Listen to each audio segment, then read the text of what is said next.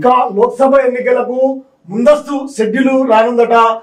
Budget సమావేశాల తర్వాత ఎప్పుడైనా విడుదల చేయడానికి సిద్ధమవుతుంది కేంద్ర ఎన్నికల కమిషన్. ఇక లోక్సభ ఎన్నికలు వస్తున్నటువంటి నేపథ్యం, ఇక ప్రధానంగా ప్రధానమంత్రి నిన్న జరిగినటువంటి రామ మందిర రాముణ్ణి కొలువు తీరినటువంటి ప్రాణ ప్రతిష్ఠ జరిగినటువంటి నేపథ్యం, ఇదంతా కూడా పోకముందుకే ఎన్నికల బరిలోకి వెళ్లి మళ్ళీ మూడోసారి అధికారంలోకి రావాలని బీజేపీ కృతనిశ్చయంతో ఉంది. దానికి అనుబంధంగానే అందుకే ఈ రామ మందిరానికి సంబంధించినటువంటి అంశము మరవక ముందే ఎన్నికల్లోకి వెళ్లాలనేది కేంద్ర ప్రభుత్వం యొక్క ఆలోచనగా తెలుస్తా ఉంది. అందుకే ఎన్నికలకు ముందస్తు షెడ్యూల్ విడుదల చేయడానికి సిద్ధమవుతుందట.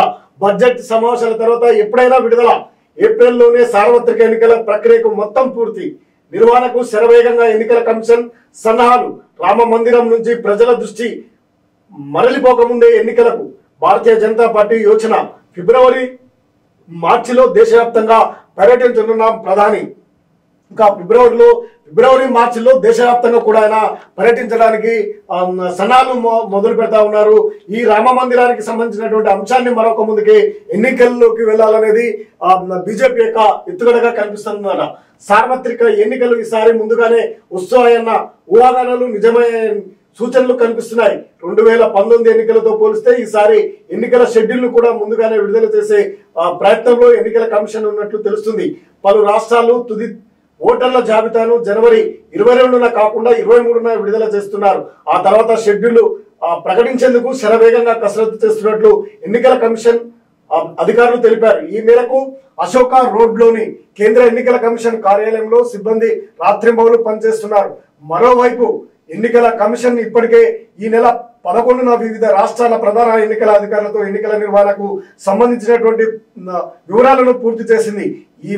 ఈవీఎంలు, ఓటర్ల జాబితా ప్రకటన, ఖర్చు పర్యవేక్షణపై వారితో సుదీర్ఘ చర్చలు కూడా జరిపింది. ఈ నేపథ్యంలో ఎన్నికల షెడ్యూల్ ఎప్పుడు జరుగుతాయనేదే ఇప్పుడు చర్చనీయాంశంగా మారింది. దాదాపు ముందస్తుగానే షెడ్యూల్ పోయే అవకాశాలు ఉంది. ఏది ఏమైనప్పటికీ రానున్నటువంటి ఎన్నికలను బరిలోకి ముందుగానే వెళ్లాలనే ఆలోచన చేస్తా ఉంది. దానికి సంబంధించినటువంటి ఎన్నికల కసరత్తును, ఓటర్ల వివరాలు, ఎన్నికల ఖర్చు, వివిధ రాష్ట్రాలలో ఏ దఫాలుగా ఏ రాష్ట్రాల్లో ఎన్నికలు నిర్వహణ చేయాలి, ఏ విధంగా ముందుకు వెళ్లాలనే అనేకమైనటువంటి వ్యూహాలను ఎన్నికల కమిషన్ రాత్రింబవళ్లు ఇప్పటికే ఢిల్లీ ప్రధాన కార్యాలయంలో ఎన్నికల నిర్వహణ కోసము కసరత్తు మొదలుపెట్టినటువంటి నేపథ్యము. ఈ రామ మందిరానికి సంబంధించినటువంటి అంశాన్ని ప్రజలు మరొక ముందుకే ఎన్నికల్లోకి వెళితే లబ్ధి పొందొచ్చు అనేది భారతీయ జనతా పార్టీ యొక్క వ్యూహంగా కనిపిస్తుంది. అందుకు సంబంధించి వివిధ రాష్ట్రాల్లో జరగనున్నటువంటి ఎన్నికలు కూడా ముందస్తుగానే జరిగే అవకాశాలు ఉన్నాయి. ఇక ఫిబ్రవరిలో లేదా మార్చిలోనే దాదాపు ఫిబ్రవరిలోనే ఎన్నికల షెడ్యూల్ అయితే విడుదలయ్యే అవకాశాలు అయితే మొండిగా కనిపిస్తా ఉన్నాయి. దీంతో ఎన్నికల నగారాలు భారతదేశ వ్యాప్తంగా మారుమోగనున్నాయి. దీంతో ఇప్పటికే కాంగ్రెస్ పార్టీ కోలుకోక ముందే రామ మందిరానికి సంబంధించినటువంటి ప్రతిష్టను తమ వైపు తిప్పుకొని ఓట్ల రూపంలో మూడోసారి అధికారంలోకి రావాలనేది మోడీ ప్రభుత్వం యొక్క భారతీయ జనతా పార్టీ యొక్క వ్యూహంగా కనిపిస్తా ఉంది.